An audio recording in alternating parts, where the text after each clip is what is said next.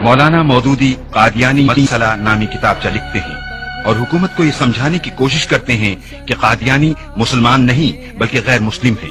28 مارچ 1953 کو لاہور میں پولیس نے شب خون مارا اور سیفٹی ایکٹ کے تحت مولانا مودودی کو گرفتار کر لیا گیا۔ یہ مولانا کی دوسری گرفتاری تھی۔ فوجی عدالت میں مقدمے کی سماعت ہوئی اور مولانا مودودی کو ناکردہ گناہ کی سزائے موت سنائی گئی۔ جب دیوانی احاطے میں مجھے پھانسی کا حکم سنایا، ایک ہفتے کے اندر رحم کی اپیل کرنے کے حق سے مجھے آگاہ کیا گیا تو میرے ذہن میں الگ ترتیب 3 خیال معاً آئے۔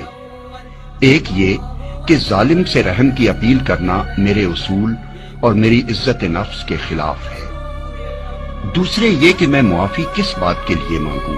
کیا اس بات کے لیے کہ مجھے جنت میں کیوں بھیج رہے ہو؟ ظاہر بات ہے کہ ساری عمر دین کی خدمت کر کے بھی دوسری طرح موت مرتے ہوئے جنت جانا ویسا یقینی نہیں ہو سکتا جیسا کہ اس شہادت کی موت کی صورت میں یقینی ہے۔ پھر کیا میں یہ کہوں کہ مجھے جنت سے بچاؤ؟ تیسرے یہ کہ اگر مجھ جیسے آدمی نے بھی رحم کی اپیل کر دی تو پھر اس ملک کے عام لوگوں میں غیرت و حمیت کا بالکل خاتمہ ہو جائے گا۔